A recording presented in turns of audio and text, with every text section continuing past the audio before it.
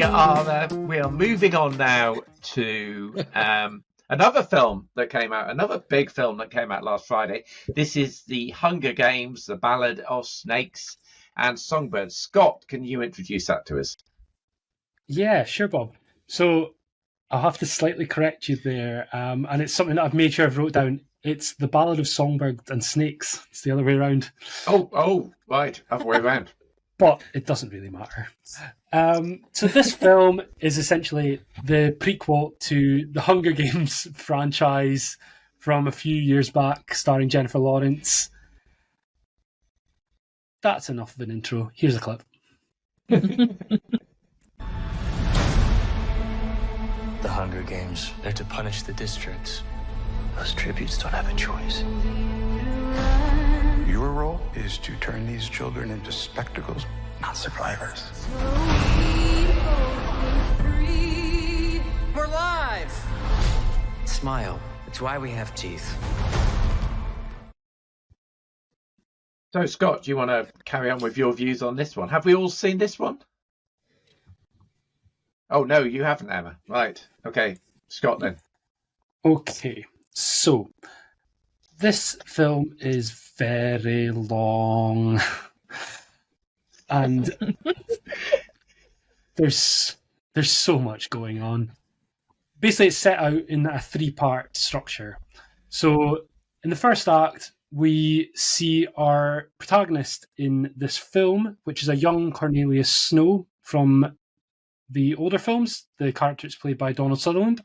We see him played by Tom Blythe, and he's a student at this sort of rich school that are all very snooty, and they essentially are picked for the first time to be mentors to the participants of the Hunger Games, which is celebrating its 10th anniversary. And we get to meet his character, see that even in a rich part of society, there are still people that are poor within that, and everyone's trying to level up.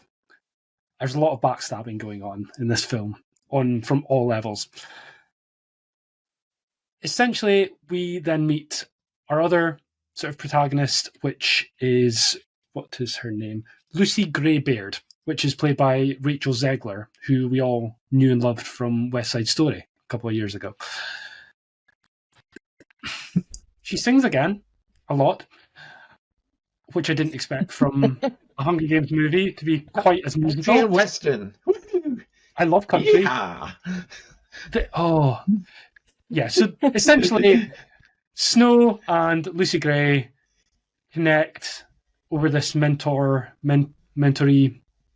relationship that they've got going on, and he has to try and help her in her quest to survive the Hunger Games, and not only survive but entertain, because we're made clear in this film that it's not all just about who wins, it's about who's the most entertaining person for the people watching.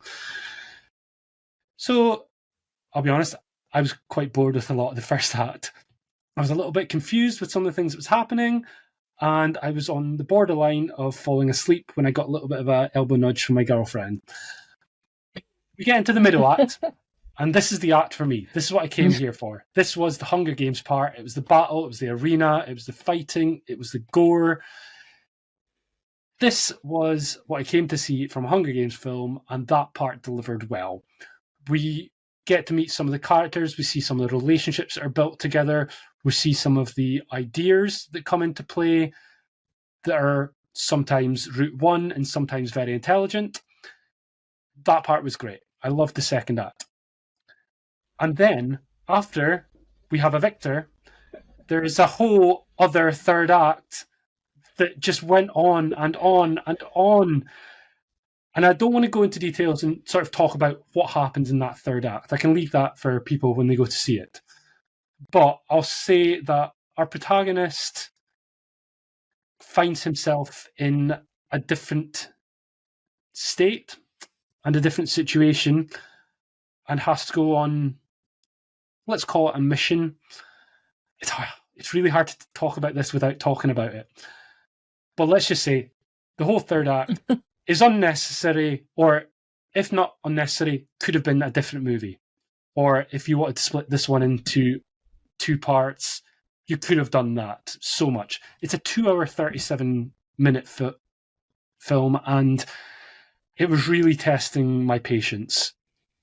I think this film had its good points as well. I thought the cast in general were quite good. It's also got quite a starry cast, as well as those that I've mentioned. You've got the likes of Viola Davis, one of my favourite actresses. She plays the sort of the games master that creates what's happening. You've got the likes of Jason Schwartzman playing the host of the games for the TV show. There is Hunter Schafer, another of the Euphoria alumni, who plays Tigress, the sister of Cornelia Snow. So yeah, good cast, doing some good work. But just so much of it had me bored, confused. It did not have the impact or fun of the original franchise, particularly films 1, 2, and 4. And it got me thinking, I don't know if they're going to make another one of these to fit in between this one and the first Hunger Games film. But if they do, I don't really want to see it. I think I've had enough of this based on this film and these characters. I don't need any more from them. So in January, when I did my most anticipated films of the year, this was in my top 10 most anticipated. And I have to say I was thoroughly disappointed, unfortunately. Oh dear. Oh dear. Yes. Okay.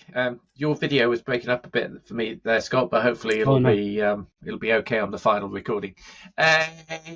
Yeah, I've got written down a lot of what you said, but let's move on to Andy next.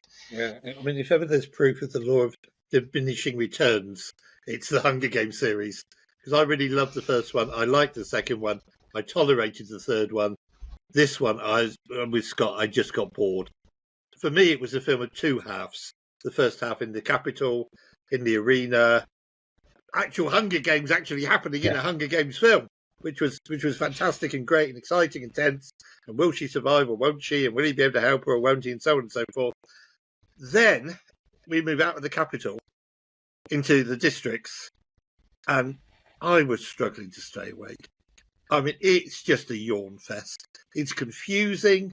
It doesn't make sense. The character flip-flops between one relationship and another, between one ambition and another. You're never quite sure where you stand with him. I'm with you, Scott. If you're going to do this to us, turn it into 2 films, and at least condense the second half of this one into the beginning of a new one, and then carry on maybe an exciting plot from there. But this was just poor. I mean, it's 50. It's like I said with Napoleon. Really, for me, it's 50% of a good film, and they're about the same running time. Actually, round about the same running time. Shorter, isn't it? Yeah. Yeah. So again, half of it, I loved it. The other half, just please end. Just end. I want to go home. I want to get out of here. I want to get some fresh air. It was just tedious beyond belief and confusing beyond belief as well. Mm-hmm. To be honest, I must admit I've seen the original Hunger Games with Jennifer Lawrence, but I didn't see any of the other follow-on Hunger Games films, and there were 3 sequels to that. To be honest, that didn't really matter much for seeing this one. I actually enjoyed the first reel where they get introduced to the characters, and I definitely enjoyed the second reel with the arena. But I agree with both of you that the third reel was just went nowhere fast for me, and it made and the ending, as I think you said, Andy, made no sense to me at all. Like absolutely none as to why this was happening. I mean, I could throw some suggestions that would be spoilers there, but it just didn't work for me at all. No, I'm afraid. My view of the overall film is possibly a little bit swayed. I so love Rachel Zegler in what she's done. I mean, West Side Story was glorious. She was the best thing in that terrible Shazam follow-up movie. But hasn't she been thrown off the set of Snow White, the live-action Snow White? Oh, I hadn't heard that. You know, I've heard rumours, but my daughter put me onto this. She's a Disney fan. There's rumours that she's been booted out because she said some Really? very un-Disney-like things about Disney. Apparently, my daughter rang me, contacted me and said, "Dad, have you heard Rachel Zegler's off the live-action Snow White?" And somebody else said it to me as well. That. I thought that was virtually in the can. I googled it, and yeah, it would appear that she's off that film. Oh right! Oh, that's surprising. That's surprising. I mean, that girl can sing. That girl can sing. There's no doubt about it. It'll save a lot of internet hatred, like the Little Mermaid, when the Snow White with skin as white as snow turns out not to have skin as white as snow, and you could see that coming a mile off. You could. I was struck in this film how much she would have made a great Rey in the Star Wars films. I think Rachel Zegler as Rey would have been fantastic. I mean, I don't share the general internet hate about Daisy Ridley in particular, and there is a lot of hatred out there for her playing Rey. But it struck me a few times in the action scenes that Rachel Zegler, I think she would have made a great Rey. I enjoyed, as you said, Peter Dinklage, Viola Davis, Jason Schwartzman as the smarmy TV presenter. They chew the scenery wonderfully. But I say, for me, if you take that middle section, yeah, very good and entertaining. But the rest of it, I've given it probably a very generous 6 out of 10. Andy? 5. It's a film of 2 halves. I'm splitting the score in half. Okay. And Scott? Yep, I was between a 4 and a 5, but I think because of the middle section, I'm going to be generous and say 5.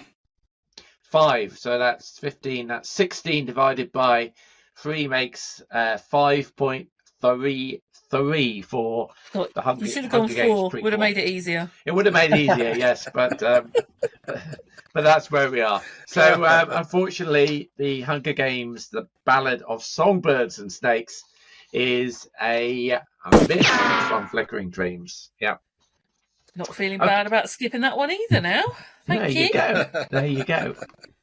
Right. We took one for the team, Emma.